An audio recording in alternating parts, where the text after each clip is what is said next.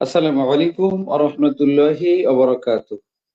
আলহামদুলিল্লাহি রাব্বিল আলামিন ওয়াসসালাতু ওয়াসসালামু আলা রাসূলিহিল কারীম। দেশ এবং বিদেশ থেকে যারা এই মুহূর্তে আমাদের সাথে যুক্ত হয়েছেন, আপনাদের সকলকে আন্তরিক অভিনন্দন এবং শুভেচ্ছা জানাচ্ছি। সম্মানিত দর্শক, আজকের আলোচনার বিষয় অত্যন্ত গুরুত্বপূর্ণ। মহরমের গুরুত্ব এবং তাৎপর্য। আর আপনারা শুনলে আরো খুশি হবেন যে আজকের এই গুরুত্বপূর্ণ আলোচনা করার জন্য আলোচক হিসেবে যিনি যোগ দিয়েছেন, ইতিমধ্যেই তিনি বাংলাদেশের অনলাইনে অফলাইনে একজন সুনামধন্য আলেমে দ্বীন, প্রখ্যাত আলেমে দ্বীন, বিশিষ্ট ইসলামী চিন্তাবিদ খালিদ সাইফুল্লাহ। আমার একেবারেই কাছের মানুষ এবং বন্ধু মানুষ। তার এত ব্যস্ততা, আসলে এই ব্যস্ততার মধ্য দিয়েও যে তিনি আমার এই ইনভাইটে অংশগ্রহণ করেছে, এজন্য আমি আল্লাহর প্রতি কৃতজ্ঞতা জানাচ্ছি এবং তারও প্রতি কৃতজ্ঞতা জানাচ্ছি এবং জানতে চাচ্ছি, সাইফুল্লাহ ভাই আপনি কেমন আছেন? আলহামদুলিল্লাহ, আসসালামু আলাইকুম রহমতুল্লাহ। আমি ভালো আছি। আপনি কেমন আছেন? ওয়ালাইকুম আপনাকে আসসালাম। মোবারকবাদ আজকের এই জি, মহতী প্রোগ্রামে আমাকে সম্পৃক্ত করবার জন্য। আপনাকে অসংখ্য ধন্যবাদ। জি আলহামদুলিল্লাহ। জি, খালিদ সাইফুল্লাহ ভাই, আমি আপনার কাছে আসলে জানতে চাচ্ছি যে মহরম মাসের গুরুত্ব এবং তাৎপর্য তো আপনি বলবেনই।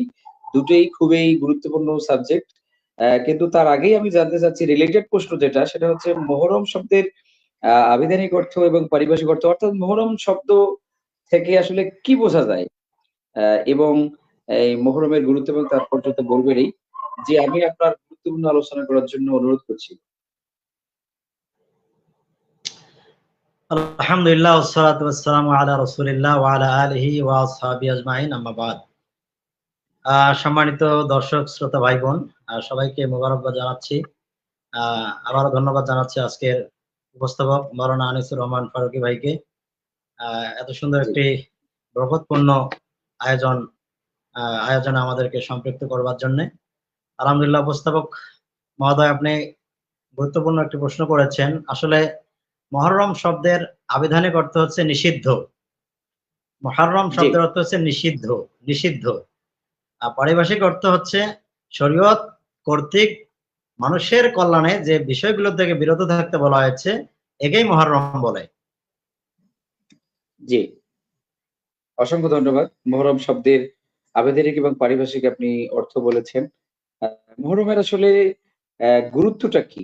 মহরম মাসের মানে মর্যাদাটা কি? গুরুত্বটা কি? অ্যা কি কারণে মহরমের এত গুরুত্ব হলো সেটাও যদি আপনি একটু বলেন। জি, শুকরিয়া। আলহামদুলিল্লাহ, মুহররম মাস এটি গুরুত্বের দিক থেকে এতটাই দাবি বহন করে, যেটা অন্য কোনো মাস করে না। হাদিসে বলা জি, হয়েছে, আফদালুস সিয়াম বা'দা রমাদান শাহরুল্লাহিল মুহাররম।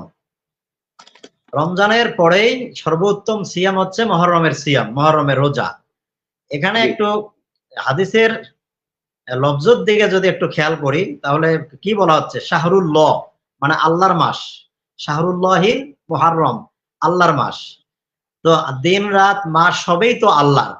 জি, স্পেশালি আল্লাহ কেন এই মুহররমকে আল্লাহ বললেন যে এটা আমার মাস? যেমন পৃথিবীর সমস্ত মসজিদ আল্লাহর ঘর, ঠিক কিনা? জি, কিন্তু সব মসজিদ কি বাইতুল্লাহ? বাইতুল্লাহ তো একটাই, সেটা হচ্ছে মক্কা, যেটা কাবা শরীফে বা মসজিদুল হারামের মাঝে যেটা অবস্থিত, যেটা কাবা, ওটা হচ্ছে বাইতুল্লাহ, ঠিক কিনা?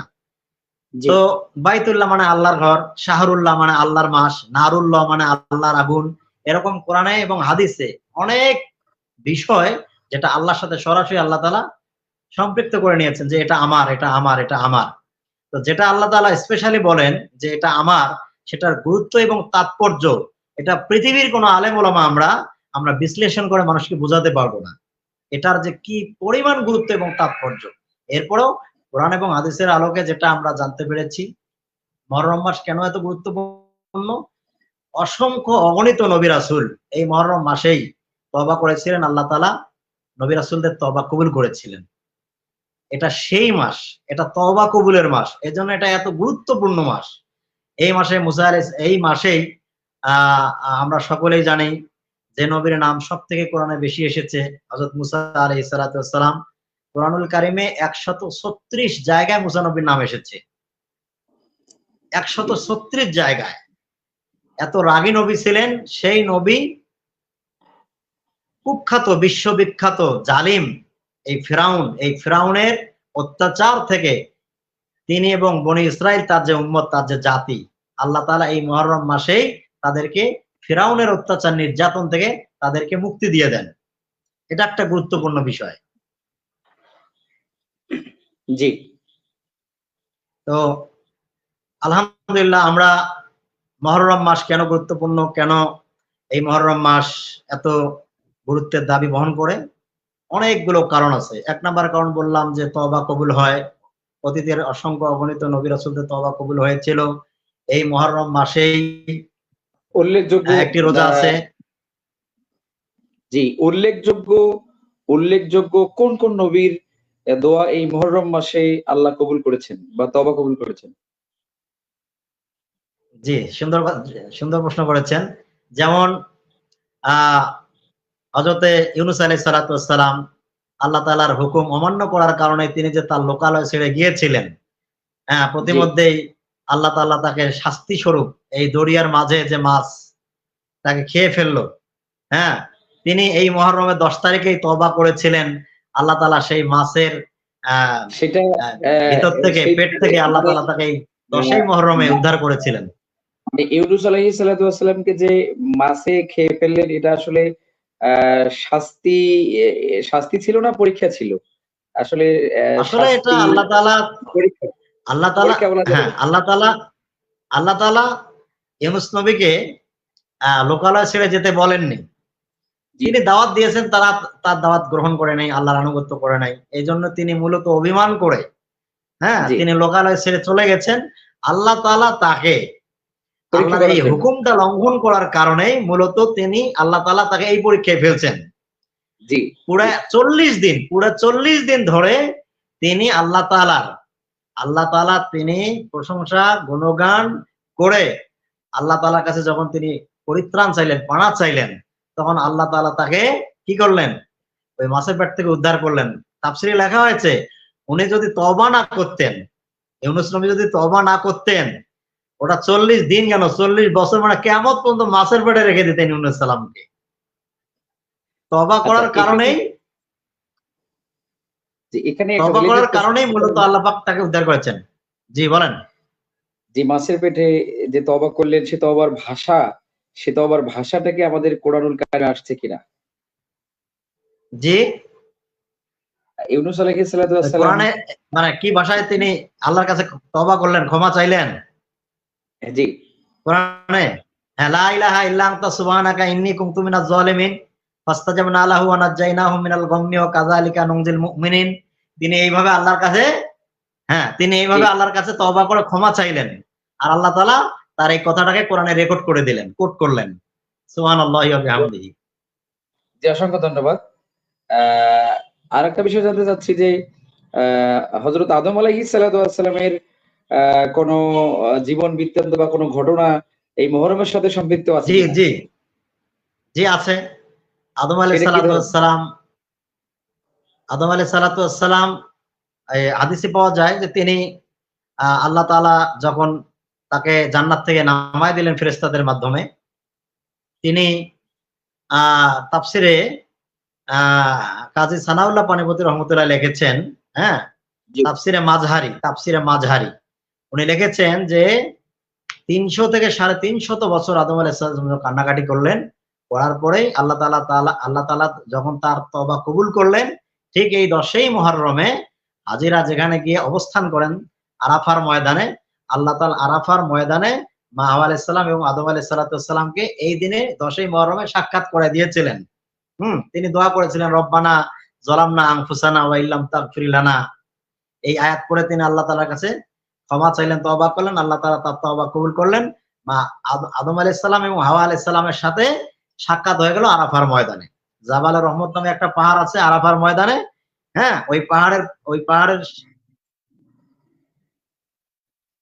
ওই পাহাড়ে উঠেই মূলত নবীজি বিদায় হজের শেষ ভাষণটা দিয়েছিলেন। সেই পাহাড়েই আদম আলাইহিস সালাম এবং মা হাওয়া আলাইহিস সালাম ওনাদের সাক্ষাৎ হয়ে যায়। জি, অসংখ্য ধন্যবাদ। আসলে আমি আপনার কাছে যা চেয়েছিলাম তার থেকে অনেক বেশি আপডেট আলোচনা আপনি করতেছেন এবং আমার কাছে আলোচনাটা অনেক গুরুত্বপূর্ণ মনে হচ্ছে। সম্মানিত দর্শক, আলোচনাটা অবশ্যই আপনারা শেয়ার করবেন এবং যেহেতু এটা মহরম মাস চলছে, মহরমের গুরুত্বটা আসলে সবার মাঝেই ছড়িয়ে দেওয়া দরকার।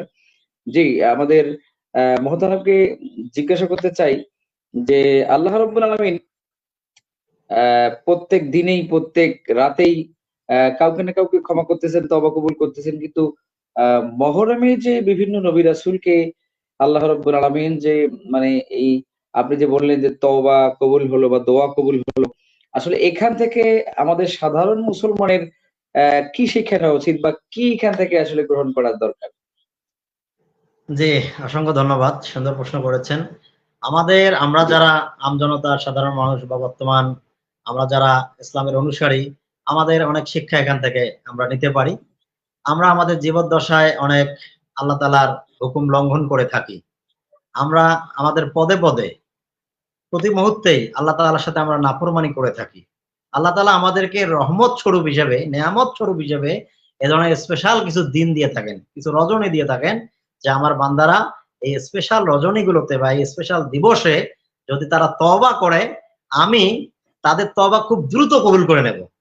খুব দ্রুত, খুবই দ্রুত। আল্লাহ তাআলা এটা বুঝিয়ে দিতে চাচ্ছেন।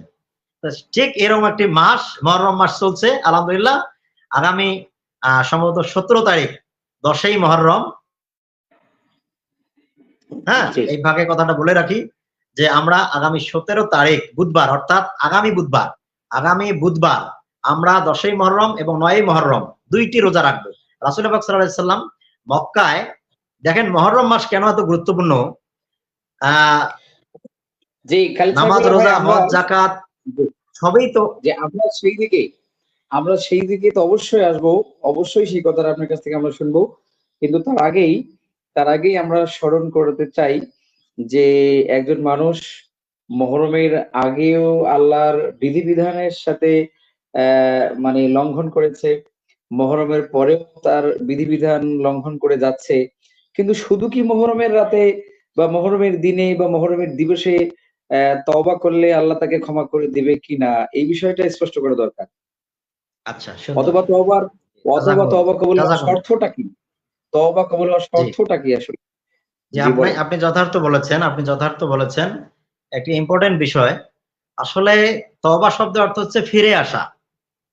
ফিরে জি, আসা। এটা কিন্তু অনেকেই জানে না। এটা কিন্তু অনেকেই হ্যাঁ, বুঝে না। ফিরে আসা। অনেকেই আমি আমরা কিন্তু শুক্রবারের দিন মুসল্লিদের মাঝে একটা জিনিস দেখি যে আসলে ওরা তওবা মানে যেটা মনে করে যে সপ্তাহে ৭ দিন পাপ করে শুক্রবার মসজিদ গিয়ে আস্তাগফিরুল্লাহ রাব্বি মিন কুল্লি যামবি অথবা এই তওবা পড়ে দোয়া করলে মনে হয় মুক্ত হয়ে যায়। এই ধরনের একটা টেনডেন্সি কিন্তু কাজ করে।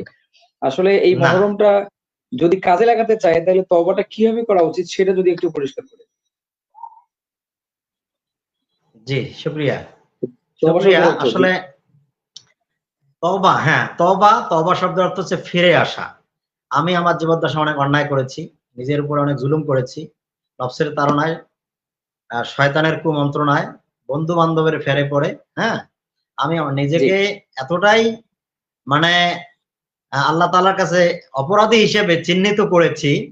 আমি আ মনে করছি যে হয়তোবা আমি আমার জীবদ্দশায় আর আল্লাহ তাআলার কোন অনুগ্রহ পাবো না। আল্লাহ তাআলার কাছে মাফ পাবো না। আল্লাহ তাআলার কাছে ক্ষমা পাবো না। এ ধরনের অনেক বিষয় আমাদের অনেকেরই মধ্যে কাজ করে। কিন্তু না, আল্লাহ তাআলা ইন্নাহু কানা তাওয়াবা। আল্লাহ তাআলা যিনি তওবা করেন তাকে পছন্দ করেন, তাকে ভালোবাসেন। কিন্তু তওবা শব্দের অর্থ হচ্ছে ফিরে আসা। আমি আমার জীবদ্দশায় যত অন্যায় করেছি, যত গুনাহ করেছি, ঘুষ খেয়েছি, সুদ খেয়েছি, অনেক টাকা আমি আত্মসাৎ করেছি, দেশের সর্বনাশ করেছি, জাতিকে ধ্বংস করেছি বিভিন্ন উপায়ে। আমরা দেখতে পাচ্ছি আজকাল ইন্টারনেটের যুগ, হ্যাঁ? সামাজিক মাধ্যমে আমরা দেখতে পাচ্ছি বর্তমান কি এক অবস্থা চলছে। তো আসলে আমরা আমাদের জীবদ্দশায় ধরে নেন আমি আ আ আমি আমার জীবনে মানুষের অন্যায়ভাবে অসৎ উপায়ে লক্ষ, লক্ষ হাজার, হাজার কোটি টাকা আমি আত্মসাৎ করেছি। এখন আমি আল্লাহর কাছে তওবা করছি। আল্লাহ আমাকে মাফ করো। কিন্তু তওবা করার আগে আমি যে অন্যায় কাজটা করলাম, এই কাজটা আগে আমাকে সংশোধনে নিয়ে আসতে হবে। এর সংশোধনীর আগে করতে হবে। কেমন? আমি অন্যায় উপায়ে যে যত টাকা উপার্জন করেছি, মানুষের সম্পদ আত্মসাৎ করেছি, এই জিনিসগুলোর মালিককে খুঁজে তাকে ফেরত দিতে হবে। যদি মালিককে খুঁজে না পাওয়া যায়, তাহলে এই টাকাগুলো সওয়াবের আশা ছাড়াই নিঃশর্ত এই টাকাগুলো গরিব দুঃখীর মাঝে ইতিমখানায় বিলিয়ে দিতে হবে। বিলিয়ে দিয়ে আল্লাহ তাআলার কাছে এই নিয়ত করতে হবে যে আল্লাহ, আমি এই এই বিষয়টা থেকে নিজেকে দায়মুক্ত করে নিলাম। হ্যাঁ, নিয়ে তওবা করতে হবে খালেস দিলে, আমি আমার জীবদ্দশায় আর এরকম অন্যায় করব না, আমি লজ্জিত, আমি অনুতপ্ত, আল্লাহ তুমি আমাকে মাফ করো, তুমি আমাকে ক্ষমা করো। এই যে তওবা করার পরে আপনি যতদিন জীবিত থাকবেন ততদিন কোনো অন্যায় কাজে নিজেকে সম্পৃক্ত করবেন না, অন্যায় কাজের দিকে ধাবিত হবেন না। যদি না হন, তাহলে আপনার তওবা তাওবাতান নাসুহা হিসেবে কবুল হবে। এটাই আচ্ছা, হচ্ছে তওবার আপনি আপনি একেবারেই চমৎকার কথা বলেছেন, চমৎকার আলোচনা করেছেন। এখানে আরেকটি প্রশ্ন, সংজ্ঞা। সেটি হলো যে এই ক্ষেত্রে আপনি যেভাবে তওবার বাইন্ডিংস কোরআন হাদিস থেকে বললেন, তওবার যে বাইন্ডিংস টার কথা বললেন, সেই হিসাবে আসলে মহররম আমাদের কাছে প্রতি বছরে আসে এবং যায়। আসলে মুসলমানদের কতটুকু উপকার হয় সেই হিসেবে কয়জনের তওবা কবুল হওয়ার সম্ভাবনা, আপনি পার্সেন্টেজ কত বলতে পারেন? জি, জি, যথার্থ বলেছেন। আসলে আমরা তো তওবার শর্ত পূরণ, তওবার যে দাবি, এই দাবি যদি পূরণ না করি, তওবার যে শর্ত, এই শর্তগুলো যদি জি, আমরা পূরণ না করি, সারা জীবন যদি আমরা হাজারো মুহররম পাই, এই মুহররম দিয়ে এবং এই মুহররম মাসে তওবা করে আমাদের কোনো ফায়দা হবে না। কোনো ফায়দা হবে না। বিন্দুমাত্র কোনো ফায়দা হবে না। অতএব নিজেকে আ জাহান্নাম থেকে রক্ষা করার জন্যে এই মুহররমেই আমাদের সুবর্ণ সুযোগ। একদম তওবার মতো তওবা করে, তওবার মতো তওবা করে নিজেকে পরিশুদ্ধ করে জাহান্নাম থেকে যদি রক্ষা করতে পারি, তাহলে এই মুহররমের লক্ষ্য এবং উদ্দেশ্য হাসিল হবে। অন্যথায় হাসিল হবে না। জি, অনেক সুন্দর কথা বলেছেন। মাশাআল্লাহ, জাযাকাল্লাহু খাইর। আপনি বলেছেন অসংখ্য নবী রাসূলের দোয়া এই মুহররমে কবুল করা হয়েছে। আ আপনি ২ জন নবী রাসূলের কথা অবশ্যই অলরেডি বলে ফেলছেন।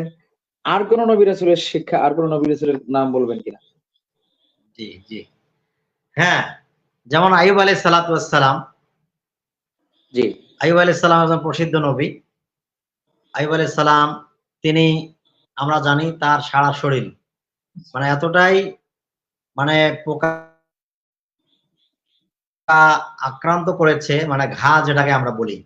সারা শরীর যখন তার ঘায়ে পচে গেছে এমন একটা অবস্থা, শেষ পর্যন্ত তার জিহ্বায় যখন পোকা ধরে গেল, তখন তিনি আল্লাহ তাআলাকে বললেন, আল্লাহ, যে জিহ্বা দিয়ে তোমাকে আমি ডাকি, যে জিহ্বা দিয়ে আমি তোমাকে ডাকি, সেই জিহ্বা যদি আমার পচে যায়, সেই জিহ্বাটাও যদি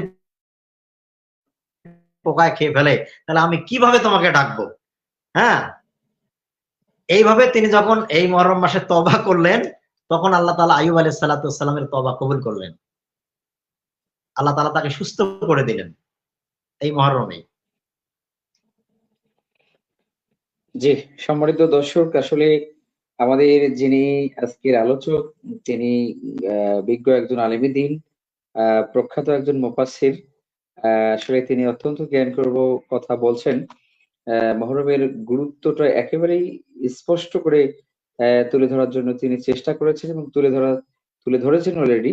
আমরা আসলে এখান থেকে যা শিক্ষা নিবার বিষয় সেটা হলো যে এই মহরম আমাদের জীবনের একেবারেই পাপ মুক্ত হওয়ার একটা সুযোগ কিন্তু আমরা সামনে মানে পেয়েছি। এখন আমরা মুক্ত হতে পারবো কিনা সেটা কিন্তু আমাদের বিষয়। আমরা আসলে তওবা করি, আমরা আসলে অনেকেই কিন্তু তওবা বুঝি না। আমরা মনে করি যে পাপ কাজ আমরা করতেছি, আল্লাহর কাছে মসজিদে গিয়ে তওবা করলাম। তারপরে আবার আমরা আমাদের কাজে ঠিকই আছি।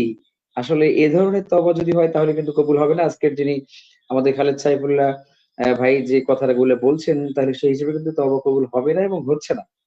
আসলে মানে তওবা, এই তওবা নিয়ে কিন্তু আসলে মানুষের ভুল ধারণা এবং ভুল বিশ্লেষণ আছে।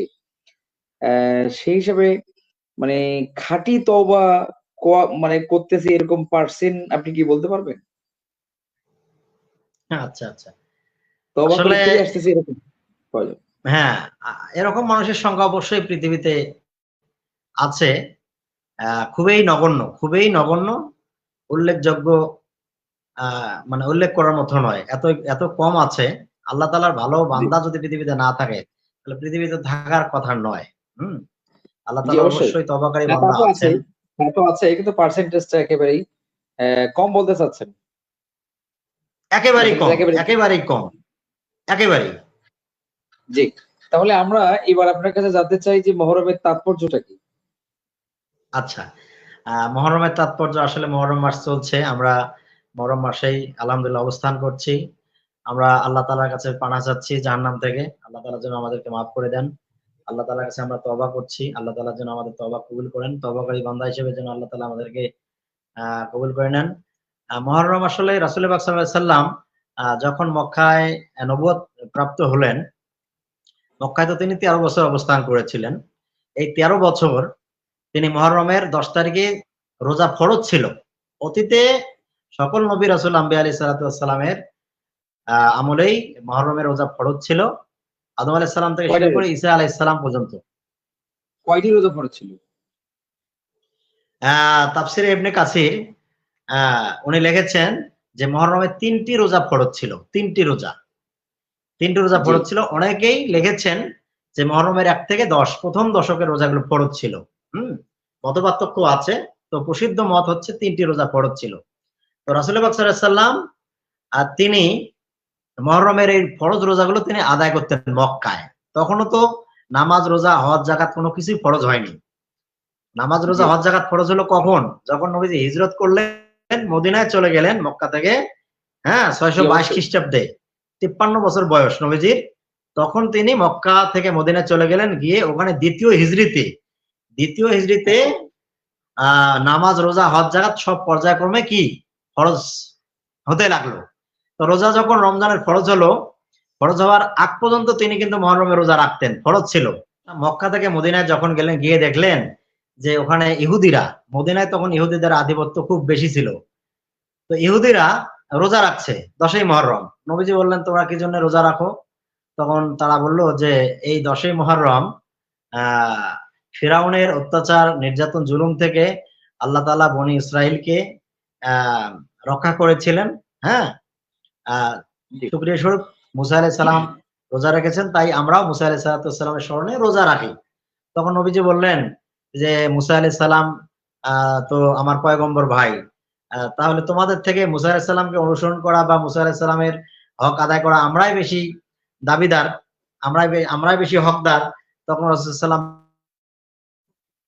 বললেন যে, "আগামী বছর ইনশাআল্লাহ আমি ৯ এবং ১০ ২ টি রোজা রাখবো।" যেহেতু ইহুদিদেরকে খেলাফ করার কথা হাদিসে বলা হয়েছে, হ্যাঁ? এইজন্য রাসূল সাল্লাল্লাহু আলাইহি ওয়াসাল্লাম তিনি কি করলেন? যে বললেন যে, "আমি আগামী বছর ইনশাআল্লাহ এই ১০ই মুহররমের সাথে ৯ মুহররম রোজা রাখবো।" এখন কেউ যদি ৯ মুহররম রোজা রাখতে না পারি আমরা, তাহলে আমরা ১০ এর সাথে ১১ মুহররম রাখবো। হুম? আর আ ইবনে হাজার আসকালানি রহমাতুল্লাহ আলাইহি তিনি লিখেছেন যে মুহররমের রোজার ফজিলত যেহেতু আফদালুস সিয়াম বাদা রমাদান শাহরুল্লাহিল মুহররম। রমজানের পরেই যেহেতু মুহররমের রোজা খুবই গুরুত্বপূর্ণ, হ্যাঁ? এইজন্য যাতে এই ফজিলত থেকে কেউ বঞ্চিত না হয়, এজন্য তিনি বলছেন যে ৯, ১০, ১১ ৩ টি রোজা রাখবেন। ইবনে হাজার আসকালানি রহমাতুল্লাহ আলাইহি তিনি বলেছেন। কি জন্য বলেছেন এরও ব্যাখ্যা আছে যে আকাশ মেঘাচ্ছন্ন থাকার কারণে বা ভুল ইনফরমেশন আরবি তারিখের আ ভুল একটা তথ্য দেওয়ার কারণে যদি মিস হয়ে যায়, ভুল তথ্য দেওয়ার কারণে এজন্যে যাতে মুহররমের রোজা মিস হয়ে না যায় এজন্য উনি বলছেন যে ৩ টি রোজা রাখো। হ্যাঁ? কেন রাখবো আমরা? মুহররমের রোজা কেন রাখবো? কি ফায়দা, কি লাভ, কি ফজিলত? রাসূল পাক সাল্লাল্লাহু আলাইহি ওয়াসাল্লাম বলেছেন আ আফদালুস সিয়াম বাদা রমাদান শাহরুল্লাহিল মুহররম। মুহররমের পরেই আ ফরজ রোজার পরেই মুহররমের রোজা হচ্ছে সবথেকে গুরুত্বপূর্ণ, হ্যাঁ? আর জি, রাসূল পাক সাল্লাল্লাহু আলাইহি ওয়াসাল্লাম বলেছেন যে ব্যক্তি যে ব্যক্তি মুহররম মাসের একটি রোজা রাখবে, আল্লাহ তাআলা তার বিগত ১ বছরের গুনাহ খাতা মাফ করে দিবেন। ১ বছরের গুনাহ খাতা মাফ করে দিবেন। জি, সুবহানাল্লাহ। রাসূল পাক সাল্লাল্লাহু আলাইহি ওয়াসাল্লাম বলেছেন, হ্যাঁ, রাসূল পাক সাল্লাল্লাহু আলাইহি ওয়াসাল্লাম বলেছেন যে, যে ব্যক্তি মুহররম মাসের একটি রোজা রাখবে, আল্লাহ তাআলা একটি রোজার বিনিময়ে বিগত ১ বছরের গুনাহ খাতা মাফ করে দিবেন। হ্যাঁ? জি, সুমু হ্যাঁ, রাসূল পাক সাল্লাল্লাহু আলাইহি ওয়াসাল্লাম বলছেন। এবং আপনার জিলহজ মাসের যে রোজা, ৯ জিলহজ আরাফার রোজা, সেই আরাফা রোজার ব্যাপারে বলেছেন, রাসূল সাল্লাল্লাহু আলাইহি ওয়াসাল্লাম বলছেন, যে ব্যক্তি আরাফার রোজা একটি রাখবে, আল্লাহ তাআলা তার অতীতের এবং সামনের ২ বছরের গুনাহ খাতা মাফ করে দিবেন। সুবহানাল্লাহ। সুবহানাল্লাহ। জি। মহররম, এই মাসের নাম মহররম হলো কেন? এবং মহররম শব্দের অর্থ যেহেতু নিষিদ্ধ, নিষিদ্ধ থেকে এটা নিষিদ্ধ মাস, এই নিষিদ্ধ মাস থেকে আসলে মুসলিম জাতিকে কি মেসেজ দেওয়া হয়েছে? জি, জি। জি, জি, বুঝতে পেরেছি। আসলে জি, নিষিদ্ধটা কেন এই মহরম মাসটা? আরবি ১২ মাস। কোরআনে তো আছে সূরা তওবার ৩৬ নম্বর আয়াতেই তো বলা হয়েছে, ইন্না ইদ্দাতাশ শুহুরি ইনদাল্লাহি ইসনা। হ্যাঁ, আল্লাহ তাআলা এভাবে বলছেন আয়াতে যে যেদিন আল্লাহ তাআলা ওই আকাশমণ্ডল এবং পৃথিবী সৃষ্টি করেছেন সেদিন থেকেই মাস কিন্তু গণনায় ১২ টি। পৃথিবীতে আজ পর্যন্ত কেউ কিন্তু ১৩ টি বা ১৪ টি মাস আবিষ্কার করতে পারে নাই। জি, হ্যাঁ? কিন্তু মহররম মাস, এই ১২ টি মাসের মধ্যে ৪ টি মাস হচ্ছে হারাম মাস। আরবাআতুন হুরুম। ওই সূরা তওবা ৩৬ নম্বর আয়াতে বলা হয়েছে যে আরবাআতুন হুরুম, ৪ টি মাস হচ্ছে হারাম মাস। মানে নিষিদ্ধ মাস। কেন নিষিদ্ধ সেটা কি? মাস? আ হ্যাঁ, আরব জানে, মানে ইসলাম পূর্ব যুগে বিভিন্ন গোত্র শুধু তাদের মানে পেশাই ছিল রক্তপাত। খুন জি, খারাপি, কাটাকাটি, মারামারি, রক্তপাত, রাজত্ব কিভাবে, তার প্রভাব প্রতিপত্তি কিভাবে বৃদ্ধি করা যাবে, এজন্য তারা সবসময় রক্তপাত ঘটাইতেন। এখন মানুষ তো হজে আসবে, বাইতুল্লাহ তাওয়াফ করবে, জিয়ারত করবে, উমরা করবে। আল্লাহ তাআলা তখন ঘোষণা করলেন যে ১২ মাসের মধ্যে ৪ টি মাস তোমাদের জন্য হারাম ঘোষণা করা হলো। সেই ৪ টি মাস হচ্ছে জিলকদ, জিলহজ, মুহররম এবং রজব মাস। এই ৪ মাসে কোনো রক্তপাত চলবে না। কোনো ক্যাচাল, কোনো বিশৃঙ্খলা, কোনো ধরনের কোনো অশান্তি, কোনো ধরনের কোনো যুদ্ধ বিগ্রহ এগুলো চলবে না। যে আমার বাবার খুনি, যে আমার বাপকে হত্যা করেছে, সে এই ৪ মাসে যদি প্রকাশ্যে সে মক্কায় আসে বা খুনির এলাকায় চলে যায়, যে যাকে হত্যা করেছে ওই ব্যক্তির এলাকায়ও যদি চলে যায়, এই ৪ মাসে তাকে ধরতে পারবে না, তাকে অ্যাটাক করতে পারবে না। আল্লাহ তাআলা কি জন্য এটা নিষেধ করলেন? যে বিভিন্ন আ দেশ থেকে মানুষ বাইতুল্লাহ জিয়ারত করতে আসবে, হজ করতে আসবে। যেহেতু হজের মাস, হ্যাঁ? মানুষ হজ করতে আসবে। আর উমরার মাস হচ্ছে রজব মাস। মানুষ নির্বিঘ্নে আলহামদুলিল্লাহ নির্ভয়ে বাইতুল্লাহ আ তাওয়াফ করবে, হজ করবে। এজন্য আল্লাহ তাআলা এটাকে নিষেধ করে দিলেন। কিন্তু একটু আগে আপনি বললেন না, সম্মানিত উপস্থাপক মহোদয়, আপনি বললেন যে আসলে কতজন মানুষ দিল থেকে তওবা করে। আসলে কথাটা খুবই গুরুত্বপূর্ণ বলছেন আপনি। আ আল্লাহ যে নিষেধ করে দিলেন যে এই ৪ মাসে কোন যুদ্ধ বিগ্রহ চলবে না, রক্তপাত চলবে না, মারামারি চলবে না, কাটাকাটি চলবে না। কিন্তু তারা কত বড় ইসলাম পূর্ব যুগের কথা বলছি, তারা কত নিকৃষ্ট, নোংরা। তারা তাদের নিজের সুবিধার্থে তারা মাঝে, মাঝে বলতো যে মহররম মাসটাকে আমরা কি করলাম? আগামী সফর মাস, মহররম মাসের জায়গায় আমরা নিয়ে গেলাম। মহররম মাসটা সফর মাসে নিয়ে গেলাম। এই মহররম মাস যুদ্ধ আমরা জায়েজ করে দিলাম। সফর মাসে যুদ্ধ নিষিদ্ধ করে দিলাম। তারা এইভাবে সেই সময়ও আল্লাহর এই বিধান লঙ্ঘন করত। জি। আসলে আরেকটি প্রশ্ন করতে চাই এখান থেকেই, যে এই ৪ টি মাস হারাম, আপনি এই ৪ টি মাস হারাম হওয়ার পিছনে যে একটা প্রেক্ষাপট আপনি সেটাও কিন্তু একেবারেই দিবালোকের মতো স্পষ্ট করে বলছেন। আসলে এখানে আর প্রশ্ন থাকার কথা নয়। কিন্তু আ ধরেন, আমাদের বাংলাদেশ তো আর মক্কা মদিনা নয়। এটা তো সেই সময় তো সেটা জাজিরাতুল আরব ছিল। সৌদি আরব ছিল না, জি, জাজিরাতুল আরব নাম ছিল। একেবারেই একটা মানে নোংরা পরিবেশ ছিল সেখানে। কিন্তু সেই হারাম মাস, এই ৪ টি হারাম মাস থেকে বিশেষ করে আমাদের বাংলাদেশের মানুষ বা বর্তমান সৌদি আরবের বাইরে যে দেশগুলো আছে, সেই দেশের মুসলমানদের জন্য আসলে এই ৪ টা মাস থেকে তারাও কি শিক্ষা নিতে পারে? বিশেষ করে আচ্ছা। আপনি যে রংপুর শহরে আছেন, আপনার এই রংপুরের মুসলমানদের জন্য কি শিক্ষা আছে যদি সেটাই বলেন? আচ্ছা, ধন্যবাদ, যথার্থ বলেছেন সম্মানিত উপস্থাপক মহোদয়, মাওলানা আনিসুর রহমান ফারুকী ভাই। আসলে ইসলাম তো শুধু আরব কেন্দ্রিক না। ইসলাম তো আরব কেন্দ্রিক না। ইসলাম পূর্ব যুগে মহররমের মহররম এবং সেই সাথে আরো 3টি মাস অর্থাৎ মোট 4টি মাস যে আল্লাহ তাআলা হারাম করে দিয়েছিলেন, নিষিদ্ধ করে দিয়েছিলেন যে কোনো মারামারি কাটাকাটি বিঘ্ন সৃষ্টি করা যাবে না, মানুষের জানমালের নিরাপত্তা, কোনো ধরনের কোনো ক্ষয়ক্ষতি করা যাবে না। তো এখান থেকে আমাদেরও শিক্ষা যে আমরা তো জাহিলি যুগে তারা যে নিকৃষ্ট, তাদের যে চরিত্র, তাদের যে আসলে দৃষ্টিভঙ্গি ছিল, এই তাদের এই দৃষ্টিভঙ্গি থেকে আল্লাহ তাআলা আমাদেরকে জানাইতে চাচ্ছেন যে তোমরাও জাহিলি যুগের ওই তাদের মতো স্বভাব চরিত্রের অধিকারী হইও না, ওই চরিত্র যেন তোমাদের মাঝে আশ্রয় প্রশ্রয় না পায়। তোমরা তাদের চরিত্র আহ যেমন আপত্তি করছিল এইরকম চরিত্র যাতে তোমাদের না হয়, এই জন্য তোমাদেরকে এটা তাদের কাছ থেকে তোমরা শিক্ষা গ্রহণ করো, যেন তোমরা আল্লাহ চায় তো এই ধরনের মানে জাহান্নামে যাওয়ার মতো কাজ থেকে আল্লাহ তাআলা তোমাদেরকে যেন পানা দেন। এই জন্য আল্লাহ তাআলা আমাদেরকে তাদের মাধ্যমে শিক্ষা দেওয়ার ব্যবস্থা করলেন। আর ইসলাম তো আহ গোটা পৃথিবীর সকল মানুষের জন্যই। ইসলামটা কোনো জাতি, কোনো গোত্র, কোনো গোষ্ঠীর মাঝে সীমাবদ্ধ নয়, ওটা পৃথিবীর সমস্ত মানবতার জন্য, ফর দা হোল ম্যানকাইন্ড, মানে গোটা পৃথিবীর সকল মানুষের জন্য ইসলামটা।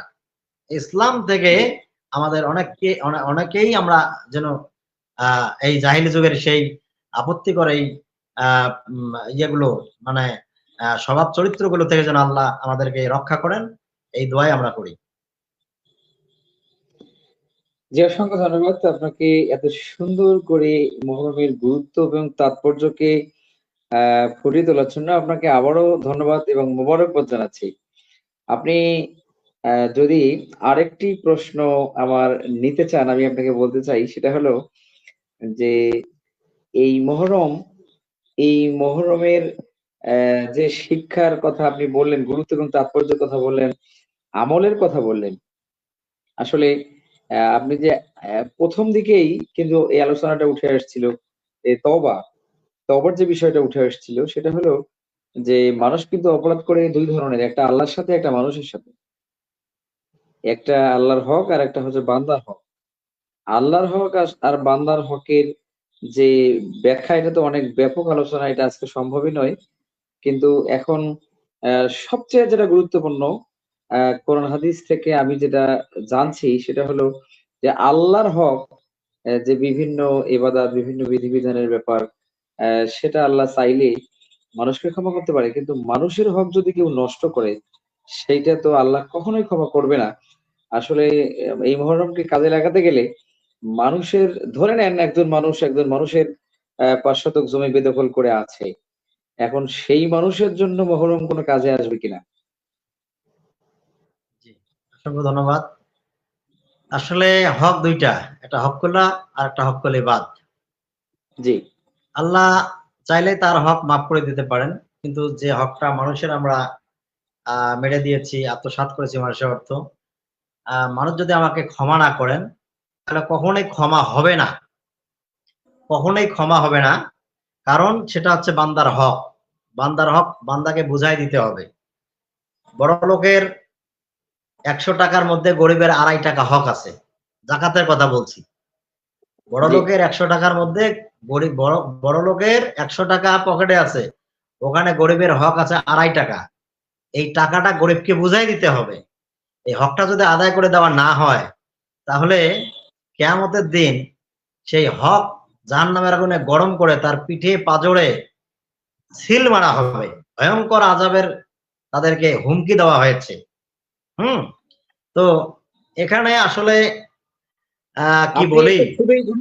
আপনি এটা খুবই গুরুত্বপূর্ণ। আমি আপনাকে আসলে প্রশ্ন করছি একটা, আপনি তার সাথে আরো চমৎকার একটা বিষয় যোগ করে ফেলছেন। সেটা হলো, আমি কিন্তু প্রশ্ন করছি যে কেউ যদি কারো টাকা আত্মসাৎ করে বা জমি আত্মসাৎ করে, সেটা হলো বল প্রয়োগ করে।